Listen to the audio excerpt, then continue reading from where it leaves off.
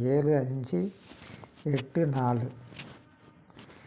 இது வந்து 1 மணி ரிசல்ட்டு. இன்றைக்கி 1 மணி ரிசல்ட்டு. 1 மணி ரிசல்ட்டில் 7/5/084 ரிசல்ட்டு.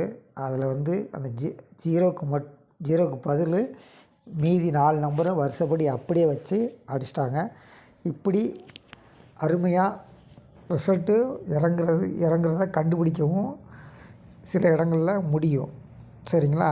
நாகாலாந்து ஸ்டேட் லாட்ரி 1 மணிக்கு இன்றைக்கி என்ன ரிசல்ட்டோ அதில் 0 மட்டும் இல்லை.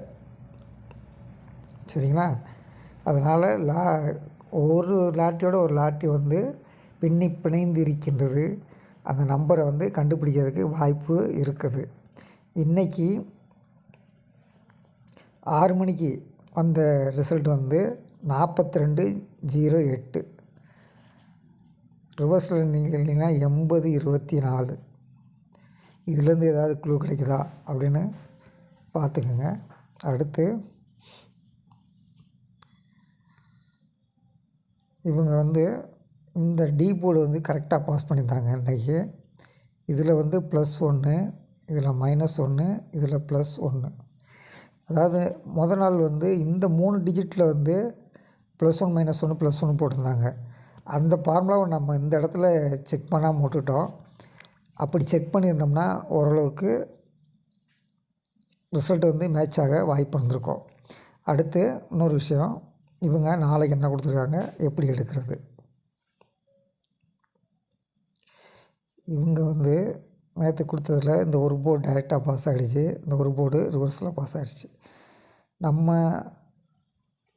அடுத்து இந்த ஒரு போர்டு ஸ்ட்ரெயிட்டாக பாஸ் ஆகிடுச்சு, இங்கே ஒரு போர்டு ரிவர்ஸில் பாஸ் ஆகிடுச்சு. 4 நம்பரும் இதில் இருக்கிற மாதிரி பாஸ் ஆகிடுச்சு. இன்றைக்கி இவங்க என்ன கொடுத்துருக்காங்கன்னு பார்த்துருவோம்.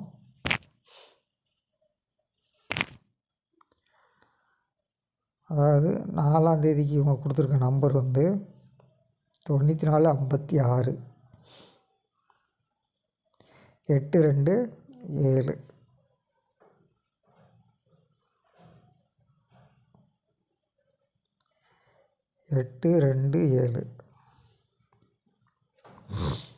இதில் ஏதாவது நம்பர் கண்டுபிடிக்க முடியுதா அப்படின்னு பாருங்கள். இந்த 7 நம்பரில் நமக்கு 3 நம்பர் வரும்.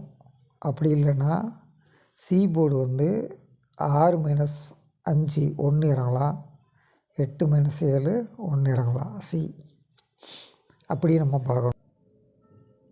4ஆம் தேதிக்கு நம்ம கால்குலேஷனில் வர நம்பர் வந்து இங்கே -2, இங்கே -2,